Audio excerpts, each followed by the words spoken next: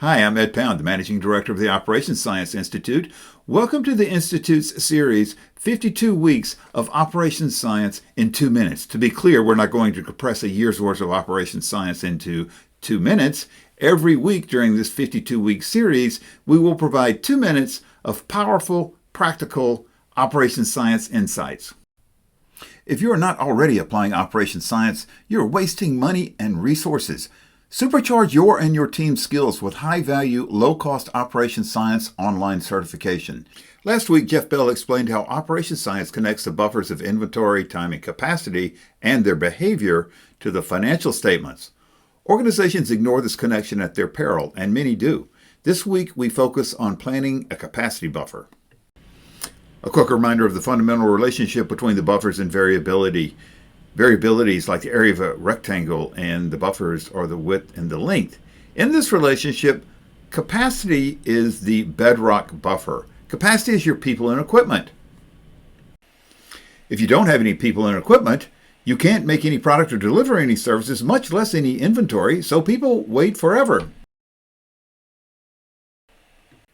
Since capacity is the bedrock buffer and it is directly connected to the financial statements, it is really important to understand how to calculate capacity, and that calculation is utilization. For instance, if I schedule 10 hours a day to do work and there is 8 hours of work to do, that's 80% utilization. Therefore, I have a 20% capacity buffer. That's the time used over time available calculation method. I can also calculate capacity utilization as rate of arrivals over effective processing rate, or the inverse of that, effective process time over time between arrivals. But that calculation just gives me my base capacity and the minimal cycle time, the time to complete a routing. If I don't care about how variability might affect cost and customer service and be reflected in my financial statements, that's fine. At low variability levels, however, cycle times really blow up when I get close to 100% utilization. At high variability levels, they blow up even quicker. This is a relationship that we call the Vogt equation, more technically the Kingman equation, and it describes the interacting dynamics of variability, utilization, and process time. If you only want to keep capacity as highly utilized as possible, you are ignoring the harmful effects of variability at your peril. For an 8-minute video on why your organization might not be as productive as it could be, scan this QR code. Plan your capacity buffer to ensure that you get predictable financial and customer service outcomes. Proper capacity planning requires that you, 1, know how to calculate capacity, and 2, understand the effects of variability and how to calculate those effects. I have seen many organizations that are very confused on these calculations, and the result is stress, chaos, and lots of waste for them and their customers.